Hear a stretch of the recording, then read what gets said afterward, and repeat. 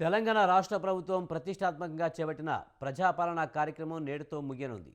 గత నెల 28న ఈ కార్యక్రమం మొదలైన ప్రజాపాలన కార్యక్రమానికి అనూహ్య స్పందన వచ్చింది. లక్షలాది దరఖాస్తులు వచ్చాయి.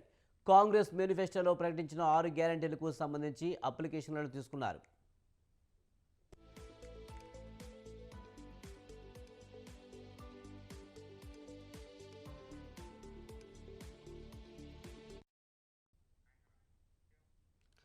తొలి రోజు నుంచే ప్రజాపాలన కార్యక్రమానికి భారీ స్పందన వచ్చింది. డిసెంబర్ 31, జనవరి 1వ తేదీ మినహా ఇప్పటి వరకు 7 రోజుల పాటు ఈ కార్యక్రమం జరిగింది.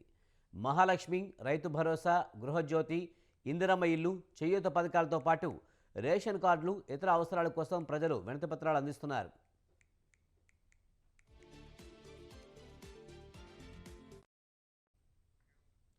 నిన్న నిర్వహించిన గ్రామ సభల్లో 18,29,274 అభయహస్తం దరఖాస్తులు అందాయి. దీంతో మొత్తం 1,94,115 దరఖాస్తులు అందాయి. అభయహస్తంకు సంబంధించి 93,38,111 దరఖాస్తులు రాగా, ఇతర అంశాలకు సంబంధించి 15,55,704 అప్లికేషన్లు వచ్చాయి. ఇవాళ చివరి తేదీ కావడంతో భారీగా అప్లికేషన్లు వస్తాయని అధికారులు అంచనా వేస్తున్నారు.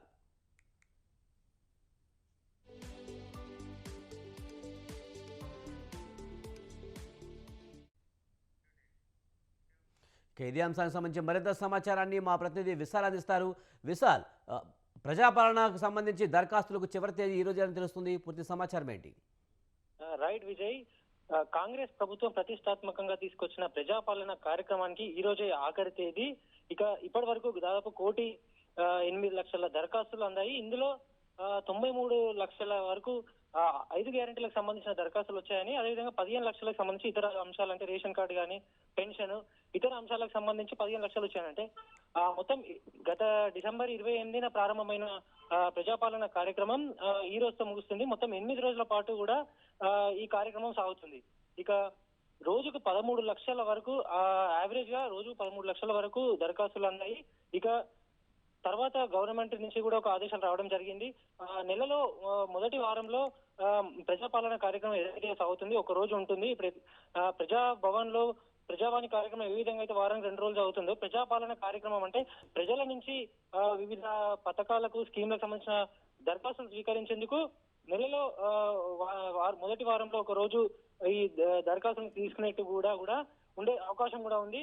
ఇక 5 గ్యారెంటీలు రైతు భరోసా, చేయూత, ఇందిరమ్మ ఇల్లు, గృహలక్ష్మి, మహాలక్ష్మి, ఈ 5 గ్యారెంటీలకు సంబంధించి ప్రభుత్వం ఈ అభయహస్తం ఫామ్ లో ప్రజల నుంచి వివరాలు తీసుకుంటుంది. ఇక రాష్ట్ర వ్యాప్తంగా 90 లక్షల పైగా రేషన్ కార్డు తీసుకుంటే దారిద్ర్య రేఖకు దిగువన్న కుటుంబాలు 90 లక్షల పైగా ఉంటే ఇప్పటి వరకు దాదాపు 93 లక్షల అప్లికేషన్లు వచ్చాయి. ఈ సంఖ్య ఈ రోజు 1 కోటి దాటే కూడా అవకాశం కూడా ఉంది.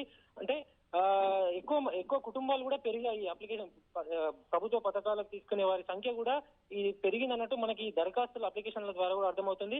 ఇక ఈ అప్లికేషన్ల ప్రాసెస్ ముగిసిన వెంటనే ప్రభుత్వం నుంచి ఒక పూర్తి స్థాయి స్పష్టమైన ఆదేశాలు ఇప్పటికే గ్రౌండ్ లెవెల్ వరకు కూడా అధికారులకు కూడా అందాయి. ముఖ్యంగా వీటన్నిటిని కూడా దరఖాస్తుల వివరాలన్నింటినీ కూడా వెబ్సైట్ లో పొందుపరిచి ఆ తర్వాత వెరిఫికేషన్ ప్రాసెస్ అనేది మొదలవుతుంది. ఆ వెరిఫికేషన్ ప్రాసెస్ తర్వాత 5 గ్యారెంటీల అమలు అనేది జరుగుతుంది. Vijay, right, thank you Vishal.